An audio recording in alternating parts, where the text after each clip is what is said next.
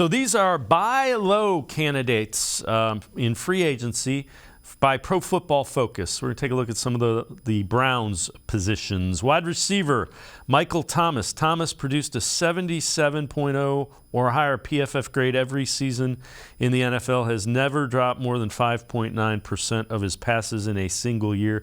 He has had trouble getting on the field, has been injured most of the last 2 years. Interior defensive lineman, we've talked about him, David Onyemata from the Saints, racked up at least 30 pressures in every season since his 2016 rookie year. Missed the first 6 games last year due to a suspension for performance-enhancing drugs. And safety, Adrian Amos, Packers. Amos hits free agency coming off not just the lowest graded season of his NFL career, but the only season where his Pro Football Focus grade was below 69.0. Has registered at least 20 tackles, resulting in a defensive stop 6 of his 8 seasons in the NFL. Again, Brad, it depends on the price with Michael Thomas. You need a guy that's going to be available. He has not been available the last 2 years. And Yamada I like. From what I know of him, I'm not going to say I've seen a bunch of tape on him, but he sounds like somebody the Browns could use. Yeah, I just am like hands off. Like I'm staying away from Michael Thomas. Like I can't do it.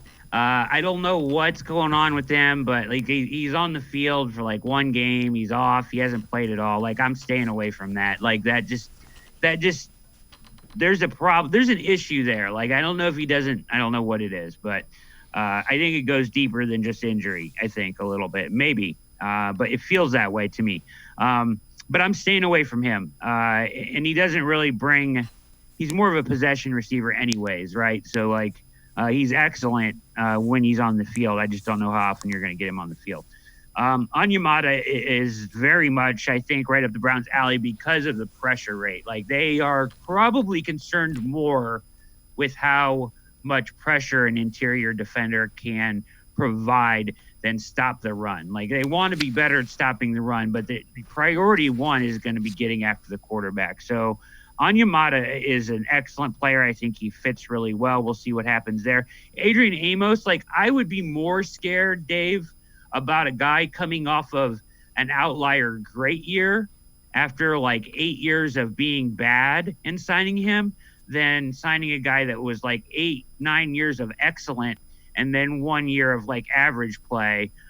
So Amos is a very good player. Like he just turned 30. He had probably his worst season yet, but he's still an excellent player, I think. And in his worst season, he was average. So I think Amos is a very good player that, and he can do both, right? He can play some free. He can play close to the line of scrimmage.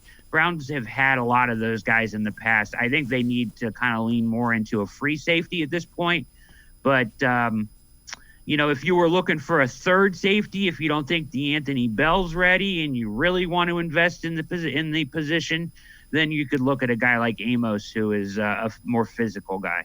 Yeah, I'm with you. I think they need a free safety that is, an elite free safety, if you will.